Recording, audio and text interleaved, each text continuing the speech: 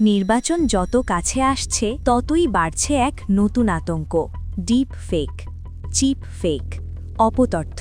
কৃত্রিম বুদ্ধিমত্তা দিয়ে বানানো ভুয়া ভিডিও, সস্তা সফটওয়্যারে নকল করা সংবাদ মাধ্যমের ফটোকার্ড, এসব দিয়েই ভোটারের বিশ্বাস নড়বড়ে করে দেওয়া হচ্ছে। বাংলাদেশের মতো দেশে, যেখানে ডিজিটাল সাক্ষরতা এখনও দুর্বল, এই ঝুঁকি আরও ভয়ঙ্কর। তথ্য যাচাইকারী সংস্থাগুলো বলছে, ইতোমধ্যে অন্তত ১৩ জন রাজনৈতিক নেতা ডিপ ফেক ও অপতথ্যের শিকার।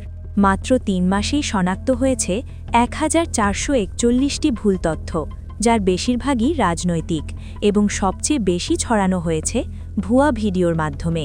বট বাহিনী, ভুয়া পেজ, গোপন গ্রুপ, দেশে ও দেশের বাইরে বসে পরিকল্পিতভাবে অপতথ্য ছড়ানো হচ্ছে।